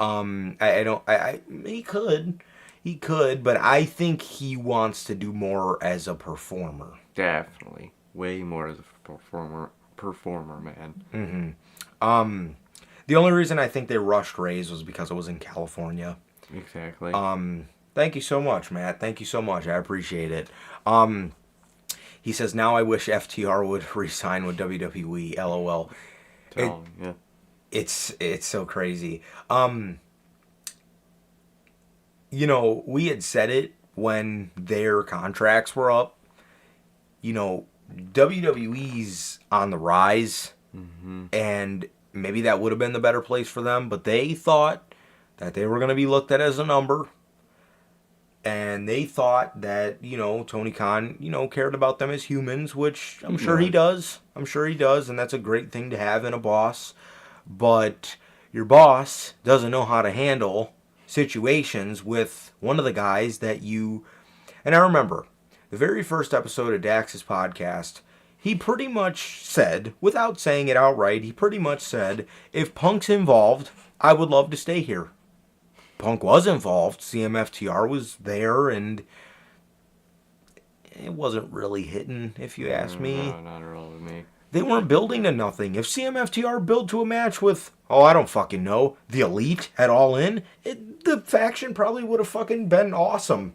But they didn't do much. They were just in random 6-man tags with other guys that CM Punk liked, and that was fucking it. That's not it, exactly. But yeah, I mean that's just not that's not how it went. That's not how it went, and it's unfortunate, bro. It's unfortunate that it didn't work out, but dude, this is bad. And I'm not gonna be the guy to say AEW's gonna close doors. AEW's gonna close doors. They're not. They're not. But creatively. But when we mean AEW's cooked. Creatively, they're cooked, man. It's just how they've been cold for a long while now. The only thing that keeps them semi-warm is MJF. Yeah. That's really it. Can't forget the GOAT. Exactly. The father. MJF. And, Christian, the GOAT, my father. They do keep it warm, man, but it's just too cold, man. Too cold where any fire that's lit ain't gonna be enough to melt the thing. And creatively, they're just fucking cooled down like crazy, man. Yeah. And it's gonna take a while to heat them back up. And I think CM Punk to WWE is another hit on that creative spectrum for them, man. And it's not gonna. And I'm scared. I'm scared for what Tony Khan's reaction is gonna be. That's a battering ram. It is. And Tony Khan's the kind of guy, dude, he's going to want to outshine him. And there's nothing. There's no one you could outshine CM Punk with, dog. Nobody. I mean, unless you want to fucking pop out fucking Brock Lesnar on your television. I mean, that would be huge, but That'd be cool, but it's still not CM Punk. I'm sorry. Yeah, there's nobody. I mean, unless you want to have the fucking entire fucking bloodline walk out on AEW Dynamite, then there's really nothing you got. I mean, you gotta get rid of titles. You gotta get rid of this shit that makes the show so unfocused. I said, I wanted trios titles. The more and more that happens, the more and more these titles live on, I want to fucking take them back. Because it's added so much unfocus to the tag team division. That was so much. That was the lure of AEW. Oh, you're a tag team. You go to AEW. Exactly. And now they don't even feature them. Their fucking tag champs are forgettable ass Starks and Big Bill. Definitely, Matt. Same with me. I love AEW. Yes. It's my preferred company. If one had to come down to other, I would prefer AEW, but creatively, right now, I'm preferring WWE. They got CM Punk. They got my GOAT. I'm sorry. But, hopefully it is just growing pains, man. Hopefully they can rebound from this. And financially, obviously, they will. They'll stay afloat. They're not gonna fucking sink. But, definitely. He definitely needs to work on his women's roster. Or, not even the roster. Just they have a fantastic roster. I think they got a better roster than WWE for their women, if you ask me. I think WWE's got more stars. They got a couple more. But I think AEW stars are people that they can make stars. There were a lot of people that were nothing in WWE. They could make stars, but they don't. Exactly. And I think there's going to be more people leaving, Matt. I think Andrade, Malachi Black, probably Miro, FTR. I could see. Even though FTR, I could see them staying too. I don't know why. But I could see that because they got so much beef with a lot of the people that run WWE now. But there's going to be a lot of more names jumping ship. And especially with the inclusion of Chicago Phil in WWE, I think there's going to be a couple more people, maybe a Tyler Black, that jump ship right back, man. So it's interesting. But creatively, I think AEW needs to get those cogs turning again and be the alternative. Stop trying to be WWE, because that's what they were trying to do with a lot of shit they've been doing recently. They need to be the alternative again. The Swerve and Hangman match is exactly the example of what they need to start doing more. Shit like that. Shit that makes them the alternative. Shit that you won't see on WWE television, man. And yes, man, I think MJF resigned. 100%. He 100% resigned. 100%. He loves AEW. He used to always talk about how he was one of the guys that didn't care about this company. He cared about MJF, but ironically enough, the most. He's one of the guys that cares the most about AEW. And it's a cool thing to see. So, it is. You know, gotta let Max do his thing, bro. But Tony Khan's a lucky man for that, because if MJF was gone, oh man. Oh my God. Oh fuck. Dang. Yeah, that would not be good. That would not fucking be good for them, bro. But yeah. But yeah, man. So yeah, MJF. Yeah, they're very lucky for that. But so back to this War Games shit. So, oh, I hope not. And developmental mid-card title, that ain't what you use that briefcase for. No. God, no. No, yeah, not at all. I would hope not. But yeah. So Damian Priest takes the pin. Shit was crazy. Yeah, like I said, Damian Priest took the pin, and it was nuts. It was nuts, bro. But fuck, I love you too, man. Jeez.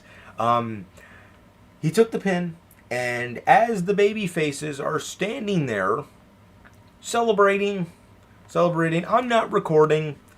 My brother Logan looks at me and he says, "Dude, keep your phone on record." And I pulled my phone out, put it on record, and not less than 30 to 45 seconds later, we hear crazy. And that was the night. Everybody was going nuts. Everybody was going fucking nuts. Everybody was jumping. Everybody in our group was fucking jumping. We were fucking screaming. We were going nuts. We were rejoicing. We were giving hugs. We were all telling each other how much we loved each other. And it was just a fucking movie, bro. It was a fucking movie.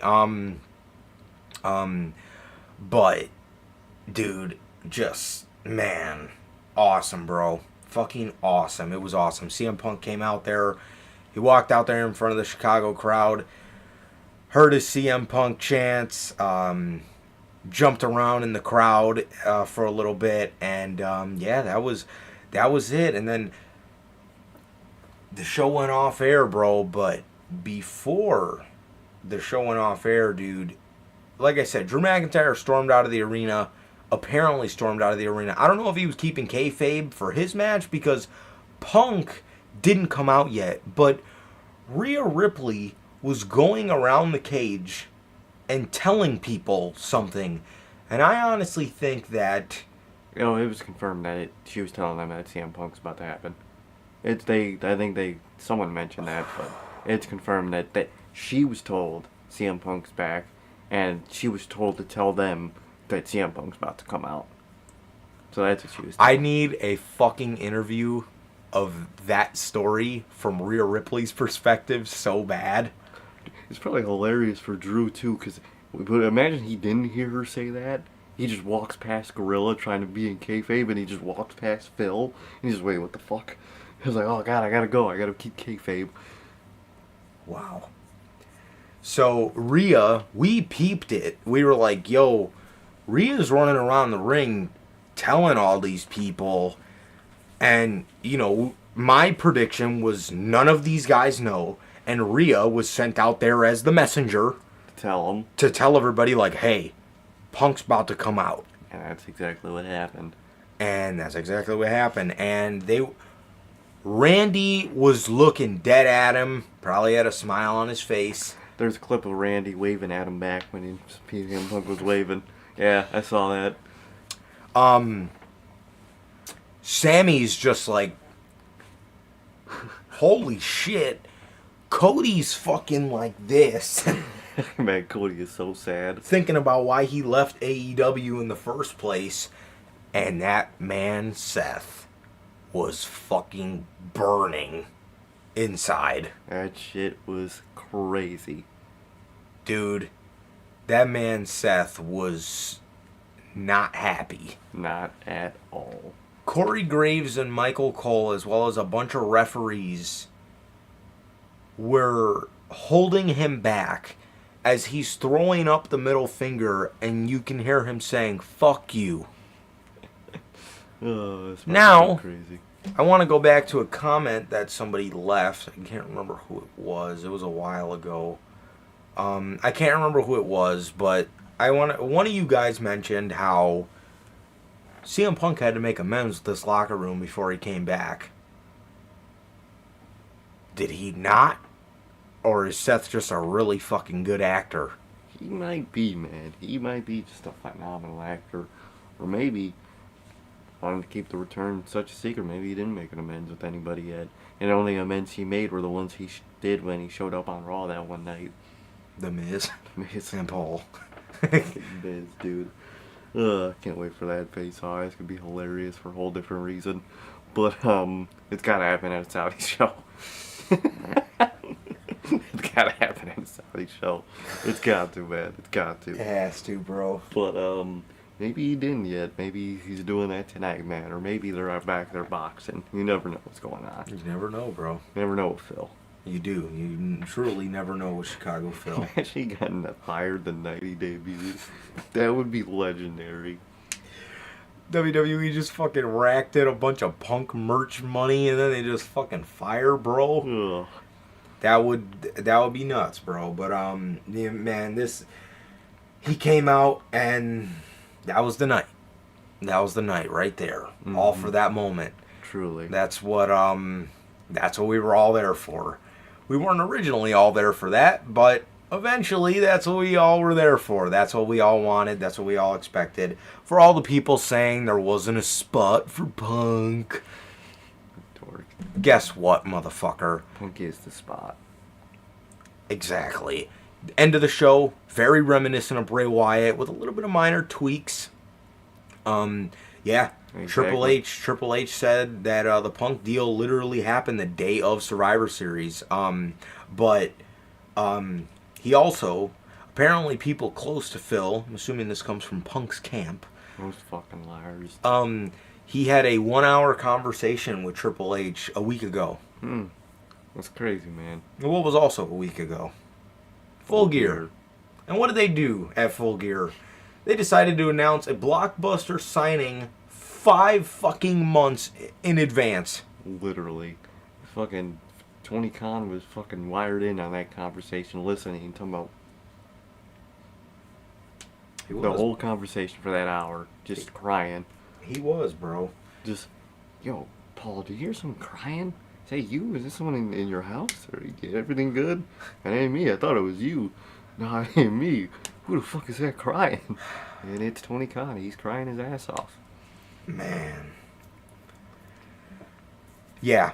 And if people wanted him to fulfill something with Nakamura, it wasn't going to happen in the Royal Rumble. Fuck. They don't get the spotlight then. If you want this to be Punk's first match, knock a little bit of the ring rust off. There's a lot of it. Exactly. Then that's fine. That's fine, dude. Do it. Like I said, it's cool. Fucking whatever. Nakamura can take a loss. Nobody gives a shit about him anyway. Fine. Have him lose. Have Chicago Phil beat him. You're obviously not going to do the Seth match first, so we got to start him with something. Exactly. Start him with fucking Nakamura to try to fucking lure Okada over, I guess. Okada. But yeah, dude. I mean, for all the people saying, oh, it doesn't make sense, you know, blah blah, he doesn't have a spot, fucking blase, bruh. What the bullshit? I mean, what? They made a spot for him tonight.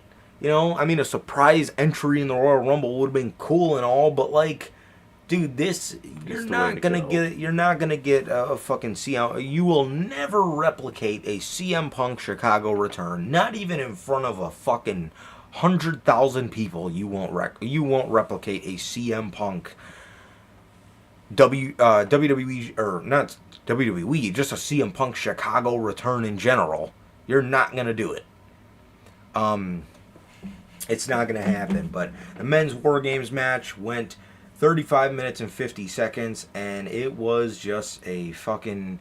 It was a show, lad. It was a true show. But the War Games match itself was alright. They didn't really do too much in it. As soon as Randy came in, there was probably like 10 more minutes of wrestling, with some really cool spots, don't get me wrong. And it was a really enjoyable match for what it was. But... you know, they didn't do too much. But I liked the match nonetheless. And then the ending was just something you can... beautiful. Never in a fucking million years even try to replicate. Exactly, man. Exactly. So, match was good, man. I think it was a pretty good match. With some awesome moments. And at the end of the show, you had the moment, man. So... yeah, man, and that was pretty much it. That was pretty much it for this edition of the Notorious Heels podcast, man. Another great edition of the Survivor Series review. You know, man. Also, I'm assuming they're gonna put Punk on Raw. Oh, I'm assuming. When we see Punk face to face with the tribal chief, That'll feed families. that will feed the fucking streets. That'll feed the whole block. The whole county, man. They all getting fed. They are. Oh, really? The 5-on-5 matches, They're fun. I do miss them sometimes. Yeah. Sometimes, but would I rather a War Games match that makes sense and it's not just fucking brand versus brand, or a fucking put together garbage ass team versus another put together garbage ass team? Yeah. I would much rather the War Games. Definitely. So, and the War Games make sense. You know, these guys have been feuding with Judgment Day all fucking year, similar to last year, how... Everyone's feuding with the Bloodline. Yeah, the Brawling Brutes, and Drew McIntyre were, you know, feuding with Roman and the Bloodline for the better part of, you know, that year. So, Makes sense, man. As long as it makes sense, I'd prefer it. Exactly, bro. So... so yeah, man. So yeah, that was that. And dude, that was Survivor Series War Games, bro. That was Survivor Series War Games in Chicago, bro. Hell yeah. One last time, man. I truly just want to thank you.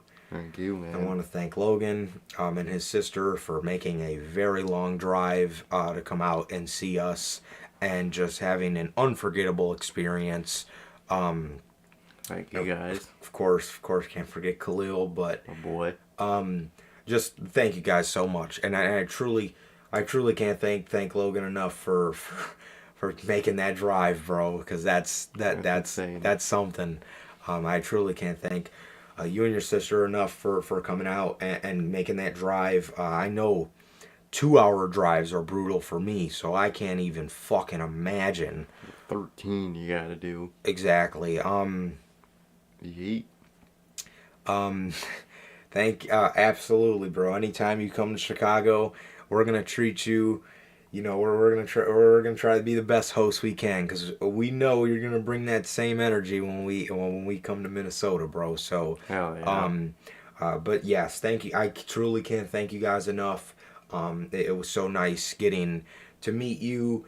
It was so nice getting to meet your sister. You guys were awesome. You guys were incredible. You guys you guys made the weekend, bro. All of us together, dude, just made this genuinely one of the best weekends of my life. And I'm over the moon about it, bro. I'm truly over the moon about it. I'll never forget this. I will never forget this. Soon, I'm gonna be jumping on Amazon and printing out that picture we took tonight with all 5 of us and putting it right in my War Games picture frame. So thank you so much, man. Truly something that I will never forget. And I just want you to know, coming from a brother, dude, that how special this was to me, man. I mean, this was it. It really was, man. Truly one of the best night all year, man. It really was. It was awesome. Awesome. It was awesome. This makes the year. And boy, I wonder what's gonna win Return of the Year. I wonder, man. I wonder who's gonna win Booker, man. And sure as hell ain't gonna be TK this year. Isn't it crazy? We probably have 2 CM Punk returns on Return of the Year this year. One's in AEW, one's in WWE, man. Both were awesome. Man. But one was just that much more crazier, man. Fucking Punk. But yeah, man, so that is gonna do it for what was a great night of professional wrestling. This man, Triple H, is just killing it. He is, man. He's on a streak. With the pay-per-views, bro. With the premium live events. Awesome. Truly awesome. My hat's off to Triple H. My hat's off to Triple H. My hat's off to CM Punk for keeping this such a big secret. My hat's off to them. They're doing great, and WWE is my preferred company. I've watched WWE forever, and it's just so nice to see them back. Exactly, doing good. And they're fucking back. And we sat through so much bullshit to get here. And we're back. Sat through 2018, and 2020. We deserve this. 2017. 2017, too, that one. Oh, the year of fucking Brock with the 1F5. Burying everybody, burying Joe. Fuck, dude. It was fucked. It's horrible. Fucking horrible, man. But yeah, dude. But that is going to do it for this wonderful night of professional wrestling. This wonderful night with my family. Hell Truly, yeah. my family. Wonderful night being there with all you guys, man. And just, again, just a beautiful night with my family, bro. So with that, that is going to do it for this edition of the 2023 War Games Review, the Survivor Series War Games Review. And as for Survivor Series, we will see you guys next year. We will see you guys on the other side. And with that, and with that, that is going to do it for this edition of the Survivor Series Review. Thank you guys so much. It has been always a pleasure for my Johnny Mayhem. And I, Sir K. And that is going to do it for this edition of the Notorious Heels Podcast. Another great edition of the Survivor Series War Games Review. Thank you guys so much. Thank you, Logan. Thank you, Logan's sister. Thank you guys so much, man. Thank you for everyone viewing, Matt, SmackDown. Thank all you guys for joining. Absolutely. Thank you to Cliff. Thank you to Sir K again. You too, man. Thank you to Logan. Thank you to Kat. Thank you to Matt. Thank you to everybody who gave us a tremendous turnout tonight. I love you guys from the bottom of my heart, and I'm so glad we got some new members to the Notorious Heels Mafia here today, man. Thank you, guys. Thank you, Belle. I had a tremendous weekend, by the way. You did too. The Fed showing up, making an appearance. Thank you to James. What's up, man? There were so many of you guys. Thank you to Ramit. What's up, man? Thank you to our boy Rich. Thank you to Stella. Thank you truly to everybody. I hope I didn't forget anybody. And thank you to everybody that didn't even get in chat that gave us a view tonight. Thank you guys so much. Thank you guys from the bottom of my heart. Thank you guys. I love you guys so much. Please like, comment, and subscribe. And we will see you guys on Monday with Notorious Unscripted. Peace.